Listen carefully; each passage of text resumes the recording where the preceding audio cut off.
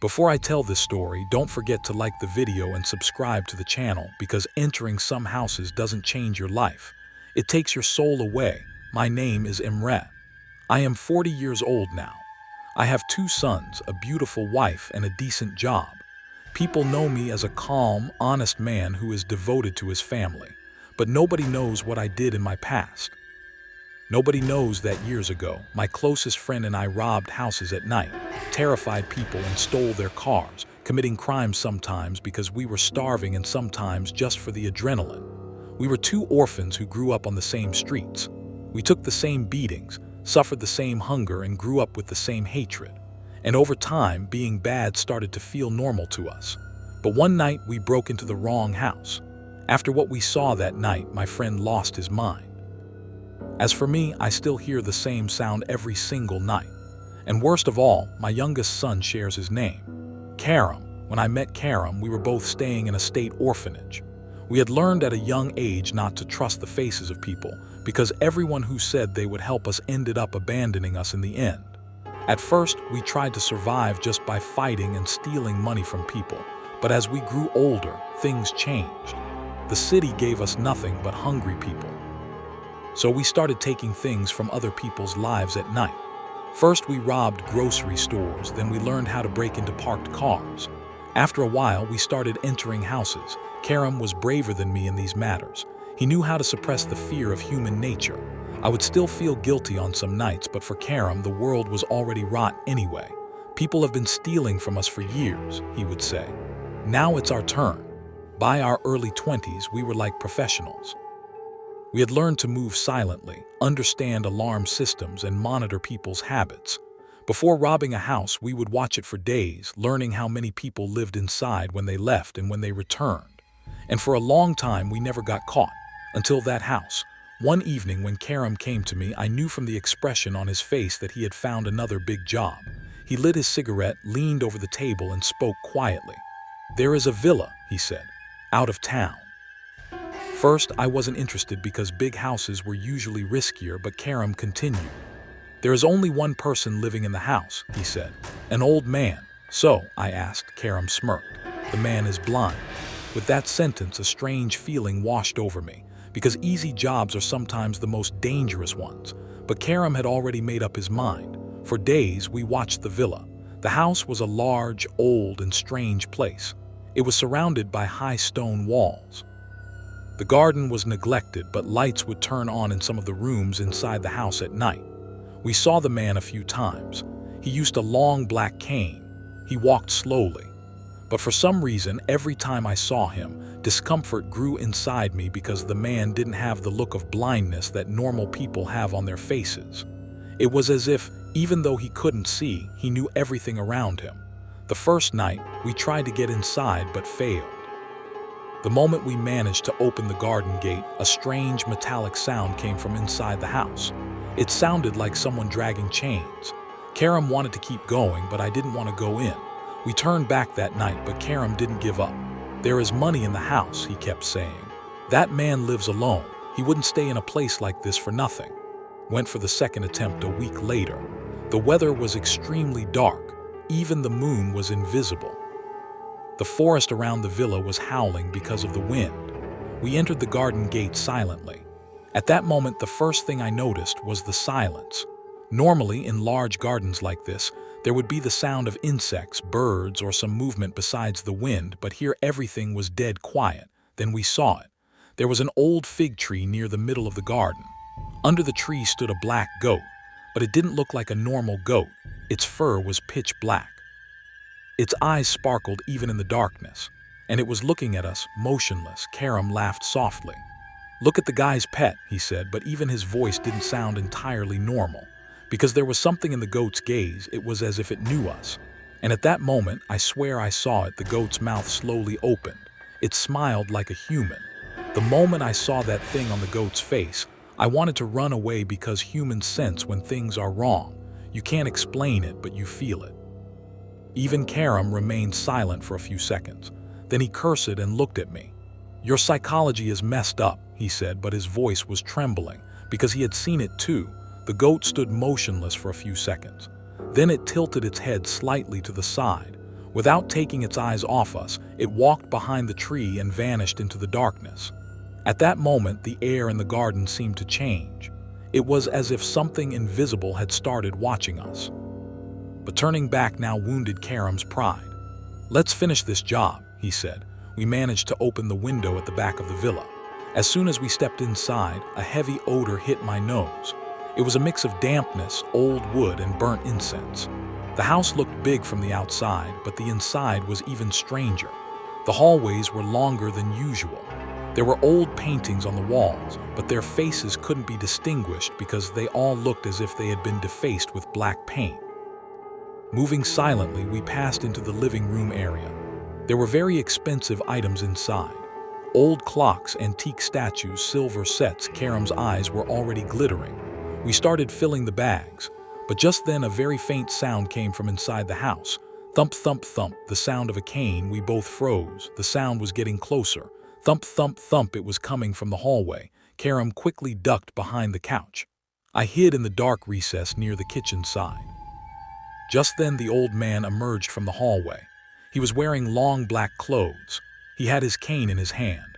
But what disturbed me the most was his face, because his eyes were completely white. He really was blind, but his movements were not normal.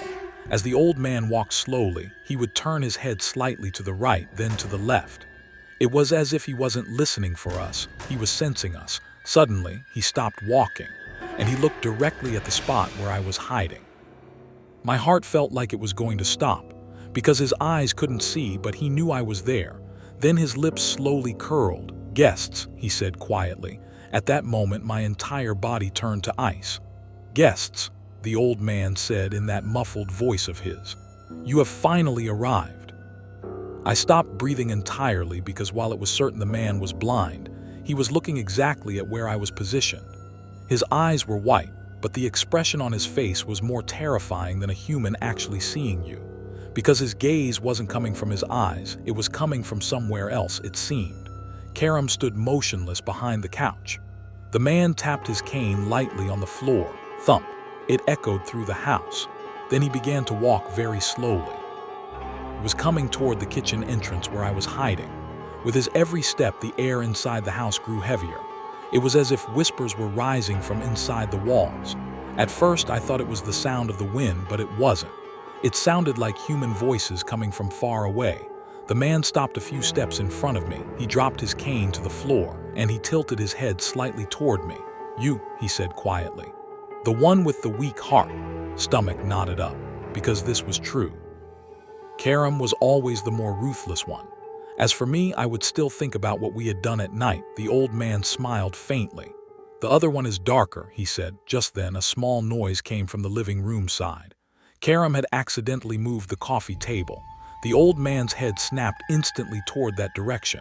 His movement was not human-like. It was too fast. It was as if his neck had twisted in a single flash, and he smiled. "Karam," he said. At that moment, my heart nearly stopped, because he didn't know his name. He wasn't supposed to know it. Karam suddenly jumped up. "Get out of here," he shouted. He pulled out the knife in his hand, but the man wasn't even afraid. He just stood there. Then a loud crash came from the upper floor of the house. Boom! It sounded like something heavy had fallen to the floor. We both looked up. The old man, however, did not move. His lips twitched slightly. "They have awakened," he said. The moment I heard that sentence, I began to hear other sounds inside the house as well. Footsteps, too many footsteps. Someone was walking on the upper floor, slowly, crawlingly. Karam looked at me. For the first time, I saw real fear in his eyes. "There are others in the house," he whispered. The old man raised his head slowly. He said, "They don't live here." Suddenly, the lights in the living room began to flicker. The light kept coming and going. In every moment of darkness, I thought I saw a shape at the end of the hallway. A tall silhouette. Human-like, but too long. Karam grabbed the bag. "We're leaving," he said.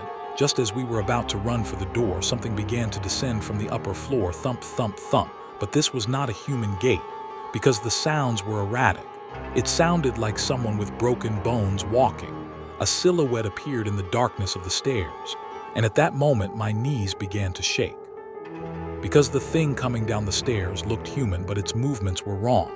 Its arms were too long. Its knees bent backward. Its face was in the shadows, but I could see that its mouth was too wide. Karam cursed and backed away. The old man tapped his cane on the floor again. Thump, the thing on the stairs stopped. Then the old man spoke in a very calm voice. "Not yet," he said. That creature tilted its head to the side. Then it slowly withdrew and dissolved back into the darkness. But the sound it made is still in my ears, the sound of its bones cracking. Karam was completely panicked by now. "What the hell is this?" he screamed. The old man turned to us, and for the first time the smile disappeared from his face. "This house," he said, "is a hungry place." All of a sudden, all the lights in the house went out. In the pitch black, only the old man's voice could be heard. "And you have come inside." The moment all the lights in the house went out, the panic inside me turned into a primal fear, because humans do not fear the dark itself. They fear what is inside the darkness. In that few seconds of silence, I could hear nothing but my own breathing. Then the crawling sound coming from the upper floor started again. Something was moving on the wooden floor, slowly, like a hungry animal.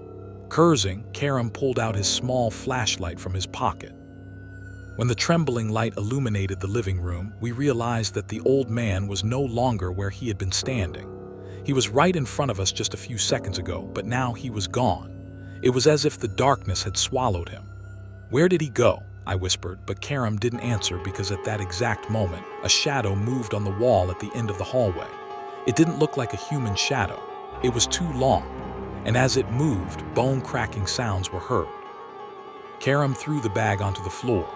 "Fuck the money," he said. "We're leaving." We ran toward the door, but the door wasn't there.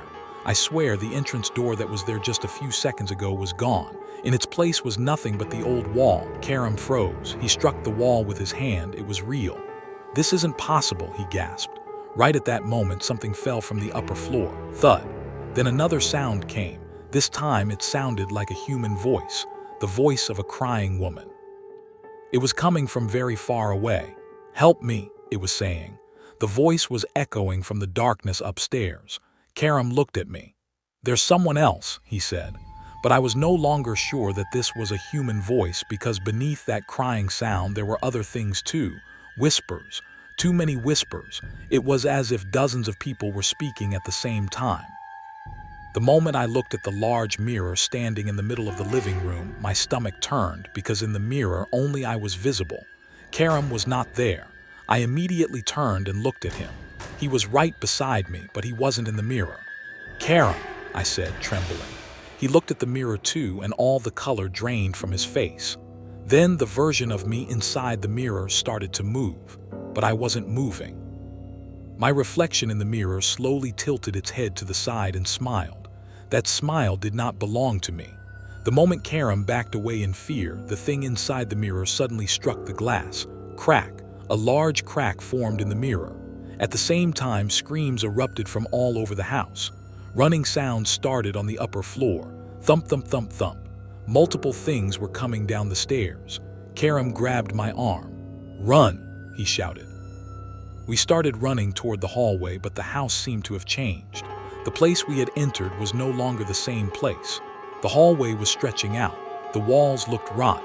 Some doors were opening and closing slightly on their own. Nothing but darkness could be seen inside them, but behind every door the sound of breathing could be heard. As I passed in front of one door, I heard a child's voice from inside. "Imre," it said. I froze, because it sounded like a little child using my mother's voice. I hadn't forgotten how my mother used to say my name for years. The door cracked open slightly. The inside was completely dark, but someone was crying. "Don't leave me," it was saying. Just as I was about to step closer, Karam pushed me. "Don't look," he shouted. At that moment, a long black arm reached out from inside the door. Its fingers were not like human fingers. There were too many of them. We slammed the door shut and kept running. The sounds coming from behind were multiplying. Now they weren't just walking, they were running. But those running sounds didn't sound like human running, because sometimes they came from the ceiling and sometimes they were heard from inside the walls. Finally, we reached the kitchen. There was a small door at the back. Karam kicked the door open. The moment we stepped into the garden, the rain hit our faces, but the outside wasn't normal anymore either. The garden was larger than it should have been. Fog had spread everywhere, and the goat under the fig tree had returned. This time it wasn't alone. There were other silhouettes standing in the darkness around the tree. They were human-like but too motionless. The goat was looking at us. Then it made that terrifying gesture again. Its mouth slowly opened. It was grinning like a human. Karam screamed and started running. I ran after him too, but after a few meters I saw him stop.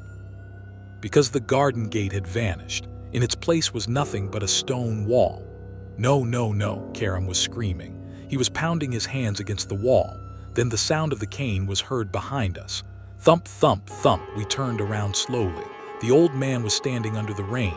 His blind eyes were turned directly toward us, and he was no longer alone. Behind him were the long shadows that had emerged from the house. Some were crawling. Some were moving with their heads turned backward. But on all of their faces, there were human faces. The old man smiled. "When the house goes hungry," he said in a calm voice, "it chooses its own guests." The rain was falling so heavily that we could barely see a few meters ahead, but I could make out the movements of those entities because they did not walk like humans. Some were crawling on the ground, while others moved at strange angles as if their bones were broken. The most terrifying part was their silence.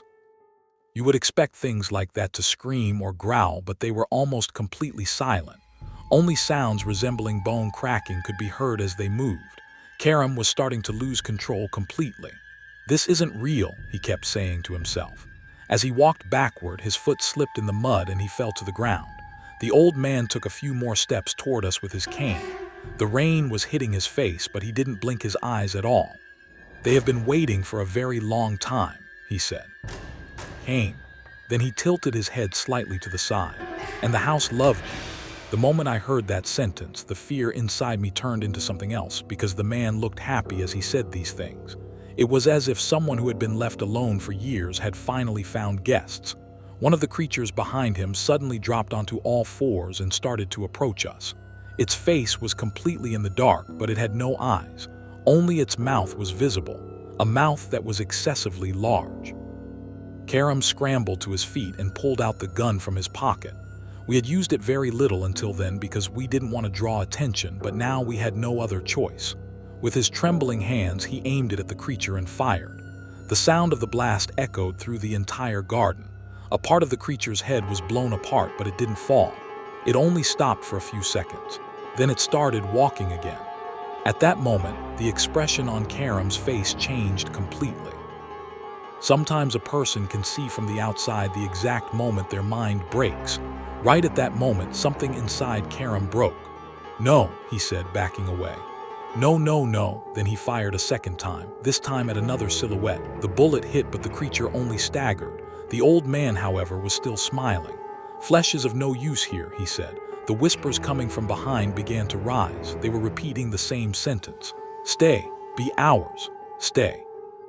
Those voices felt like they were entering inside a person's brain. Karam covered his ears and started screaming. "Shut up," he was shrieking. Then all of a sudden he turned to me. His eyes looked insane. "Emre," he said, trembling, "do you see them?" I didn't know what to say because yes, I saw them, but when I looked where Karam was looking, my stomach turned. Among the creatures in the garden there were people, real people.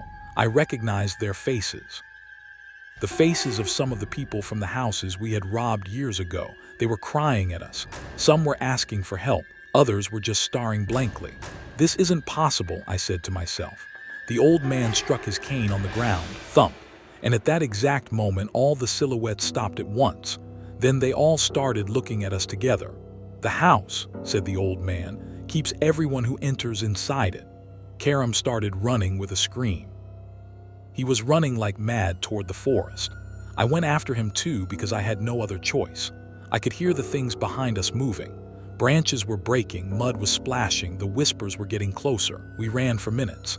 Finally, when we reached the roadside, morning was beginning to break. I looked back. The villa was gone. I swear it wasn't there. There was only fog inside the forest. It was as if no house had ever been there. Karam collapsed onto his knees. He started laughing. But it wasn't a normal laugh. It was a terrifying sound between crying and laughing. "They didn't let us go," he was saying constantly. "They are still here." After that night, Karam was never the same again. At first, he tried to go to the police, but he couldn't form logical sentences when he spoke. He was constantly talking about the goat, the house, the mirrors. A few weeks later, he broke down completely. He would scream at night and talk to unseen things. In the end, they committed him to a mental asylum. The last time I saw him is still before my eyes. He was sitting in the corner of the room. His hair had started to fall out. When he looked at me, I couldn't even tell if he recognized me. He only said a single sentence. "It is still waiting under the fig tree." Then he started laughing. I could never forget that laugh throughout my life. Years passed. I changed my life. I left crime behind. I got married. I had 2 sons. People do not know my past, but sometimes at night, my youngest son Karam talks in his sleep. Last winter, when I entered his room, he was sitting on his bed, staring into the darkness. He spoke without turning to me. "Dad," he said, "there is a goat in the garden." At that moment, my heart felt like it was going to stop, because when I looked out from the curtain under the rain, standing next to the tree in the garden, I saw a tall black silhouette. And that thing was smiling at me. The moment I closed the curtain with my hand trembling, I realized I had forgotten to breathe, because what I saw under the rain was not a normal animal. More than 15 years had passed, but I could not forget the gaze of that black goat. It was the same eyes, it was the same grin, and worst of all, it stood as if it had been watching me for years. I couldn't sleep until morning that night. I constantly looked at the window, but I didn't see anything again. I told myself it was trauma. Sometimes a person couldn't escape their past. Maybe my brain was playing tricks on me. Or maybe I was truly starting to lose my mind. But the next morning, when I went out into the garden, I saw strange marks on the soil, cloven hoof prints, and the prints came directly up to the window of my son's room. At that moment, that old fear that I hadn't felt for years returned inside me. I didn't tell my wife anything. I didn't tell my children either. But after that day, I started to close the curtains completely at night. Because sometimes in the middle of the night, a faint bell sound comes from the garden. Just like the sound I heard in the garden of that villa, and sometimes my youngest son talks in his sleep. Last month, when I entered his room again, he was sitting on his bed, staring at the blank wall. His eyes were open, but he was still asleep. Then he spoke in a very calm voice. "Dad," he said, "the blind man is asking for you." My blood ran cold. I slowly approached him. "What are you saying, son?" I whispered.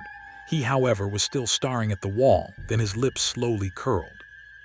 And at that moment, I saw again the thing I had been trying to forget for years. That smile that was not human-like. "The house is still hungry," he said. My son didn't remember anything the next morning, but I remember. I remember every night. Because once you enter some places, you actually never really leave. And sometimes the house calls you back, even years later.